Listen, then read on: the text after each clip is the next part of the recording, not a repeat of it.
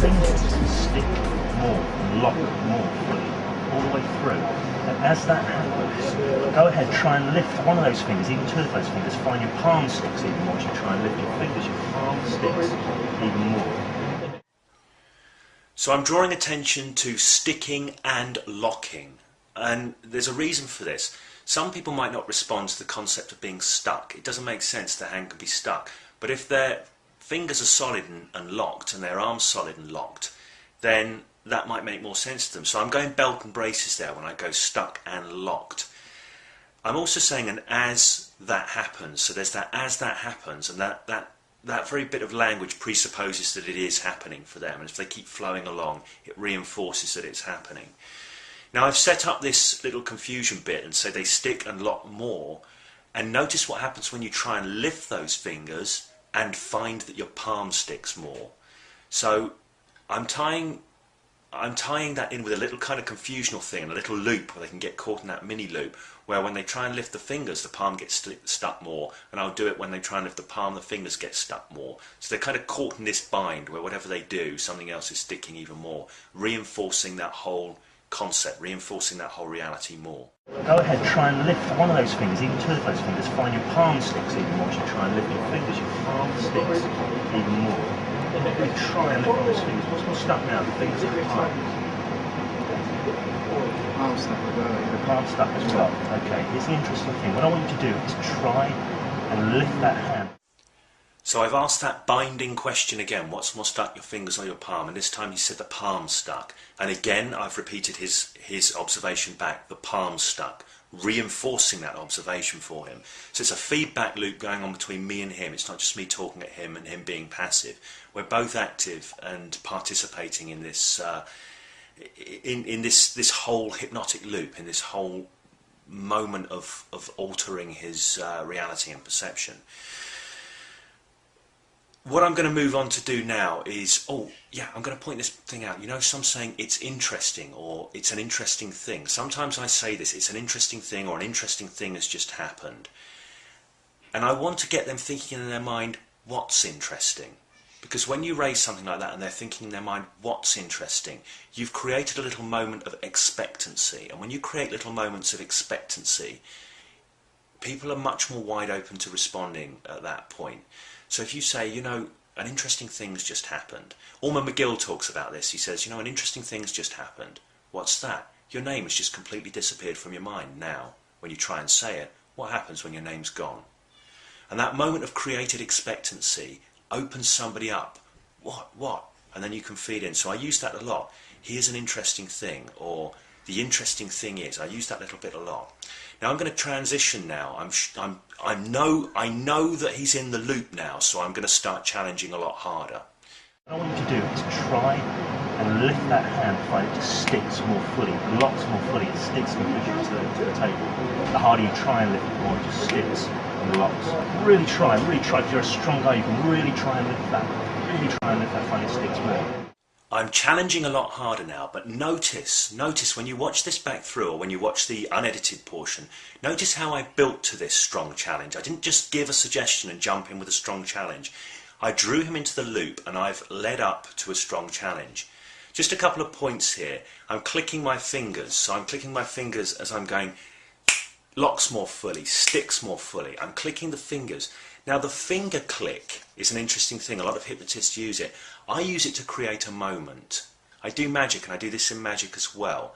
It creates a little moment in time when you click your fingers when something's happened. So that sticking and locking, I want to tie to that moment so it steps up incrementally. And I'm challenging in that classic way. Try and lift it and find that you can't. Most people know about that try. Try presupposes at least the possibility of failure, a strong possibility, particularly when you emphasize. Listen to the tonality. I'm emphasizing try, putting that struggle into my voice as I do it. And then here I'm issuing a strong challenge, which is, you're a strong guy. I got this from Anthony Jacquin, so thank you, Anthony. I hope you don't mind me using it here. And I think that's really great. It's when you know and you can really see it happening. You kind of see it on the video, but when I was there I could see the muscles vibrating as he's trying to lift his hand. So I'm going in for the strong challenge at this point. What's that like? As that sticks now? Yes, strange. Strange. Notice that strange. Continue. Now this is a small example of something I do a lot. It's not the best example. I've said, what's that like for you when that sticks more? And he said strange, and I've repeated strange back to him. And then I've said, notice how that strange can continue. Because I'm doing eyes open, waking stuff, I often ask questions. I want to ask what their experience is like, and they will give me words to describe it. What's that like? You can see on the original video where I'm doing the card stick with the girl, and she describes it as stiff and statue-like when I ask what's that like. I want to get their description of their experience, and when I do, I'm going to feed it right back to them. I'm going to feed their own description right back to them, because I know there are no words like their own that are going to draw them strongly into a reality. So I'm often asking that question, what's that like for you? If somebody says strange, I will say, feel that strange spreading now. I don't know what that strange refers to, but they know exactly what the sensation refers to, so I can generalise it out. So I'll often do that. I recommend you do that. Literally ask them for their experience. What's that like for you? Give them the exact same words back. It's a great tool. It's very powerful. Strange. Notice that strange. Are you in a trance or anything? Or you're completely awake and that's stuck fully. Can't you try? How can you try? Just stick on. That's the interesting thing. So I'm asking, you're completely awake, and getting a yes. And part of that is because I know this is up for this video, and I want to make that point, that this guy's not in a trance, and he's not in a trance. I know people have been debating and saying, oh yeah, but what you're doing is trance, but it's trance with eyes open. I don't want to get into the philosophy of it. I will deal with that issue in other places. I've already started talking about it on some of the forums. But right here, I'm talking, I'm chatting, I'm getting an interaction going. And the information that's coming off, I'm rolling back. Go back, notice how with the language, I roll from what seems to be a conversation sort of seamlessly into another suggestion set to reinforce what's going on. So it's a lot of linkage words, and notice as you, and as that happens, and while you, and it just links conversationally from that little bit of a chat that we've just had into reinforcing the reality, a little seamless sort of segue. I hope it's seamless. It's intended to be that way. That's the interesting thing. Now, in a moment, I'm going to touch on that. Okay, so that's the end of the video. That's a quick run through. At some point I'm going to transcribe this up and actually do a written breakdown of it, which will be easier for me to do.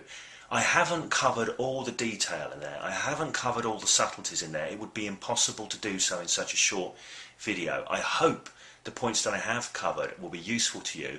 I hope you'll bear them in mind. Go back with those points in mind, look through the video again, and look through part 1, the unedited video as well. And start noticing a bit of what's happening. Thank you very much for watching this. I hope it's been useful to you. Please, again, I welcome your comments and I welcome your feedback. Thank you.